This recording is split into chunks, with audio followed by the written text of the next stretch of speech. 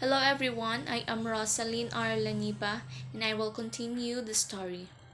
Ajax felt guilty after killing animals, so he committed suicide. His death was not honored. He regained his reason and saw that his disgrace is not winning the arms had been but a shadow as compared with the same his own deeds had drawn down upon him. His rage, his folly, his madness would be apparent to everyone. The slaughtered animals were lying all over the field. The poor cattle, he said to himself, killed to no purpose by my hand. And I stand here alone, hateful to men and to gods. In such a state only a coward clings to life. A man, if he cannot live nobly, can die nobly.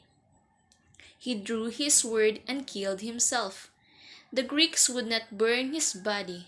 They buried him. They held that a suicide should not be honored with a funeral pyre and urn burial. Diomedes and Neoptolemus succeed in stealing Hercules' bow and arrow. When Helenus spoke, however, the Greeks knew well that it would be hard to persuade him whom they had so wronged, to give his precious weapons to them. So they sent Odysseus, the master of crafty cunning, to get them by trickery. Some say that Diomedes went with him and others Neoptolemus, also called Pharos, the young son of Achilles. They succeeded in stealing the bow and arrows, but when it came to leaving the poor rich alone they were deprived of them. They could not do it. In the end, they persuaded him to go with them. Back at Troy, the wise physician of the Greeks held him, and when at the last he went joyfully once again into battle, the first man he wounded with his arrows was Paris. As he fell, Paris begged to be carried to Onon, that nymph he had lived with on Mount Ida, before the three goddesses came to him. She had told him that she knew a magic drug to cure any ailment. They took him to her and he asked her for his life, but she refused. His desertion of her, his long forgetfulness, could not be forgiven in a moment. Because of his need, she watched him die. Then she went away and killed herself. The Greeks wanted to surprise attack the Trojans, so they created a giant wooden horse.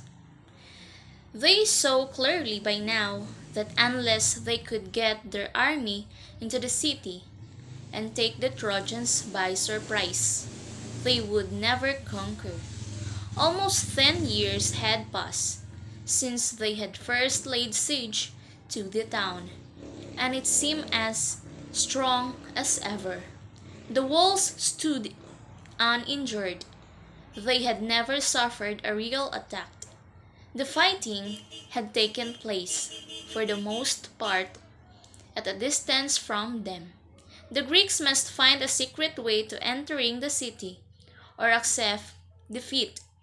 The result of his new determination and new vision was the stratagem of the wooden horse. It was, as anyone would guess, the creation of Odysseus' wily mind. He had a skillful worker in wood make a huge wooden horse which was hollow and so big that it could hold a number of men. The Trojans fell for the Greeks' trick. The idea was that all the other Greeks should strike camp and apparently put out to sea, but they would really hide beyond the nearest island where they could not be seen by Trojans. Whatever happened, they would be safe.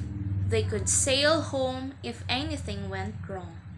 But in that case, the man inside the wooden horse would surely die. Odysseus, as can be readily believed, had not overlooked his fact. His plan was to leave a single Greek behind in deserted camp, primed with a tale calculated to make the Trojans draw the horse into the city, and without investigating it. Then, when night was darkest, the Greeks inside were to leave their wooden prison and open the city gates to the army, which by that time would have sailed back and be waiting before the wall. A night came when the plan was carried out. Then the last day of Troy droned. On the walls the Trojan watchers saw with astonishment two sights, each as startling as the other.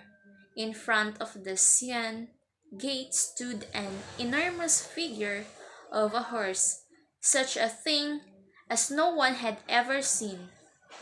An apparition so strange that it was vaguely terrifying, even though there was no sound or movement coming from it.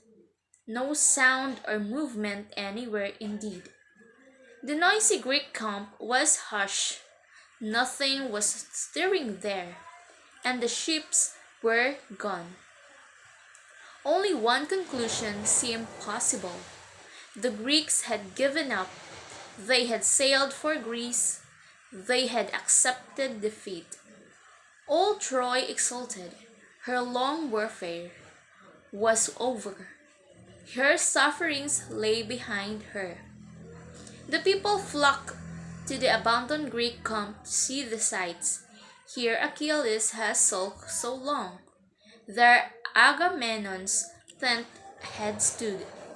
This was the quarters of the trickster, Odysseus. What rapture to see the places empty, nothing in them now to fear. At last they drifted back to where that monstrosity and the wooden horse stood, and they gathered around it, puzzled what to do with it. Then the Greek who had been left behind in the camp discovered himself to them.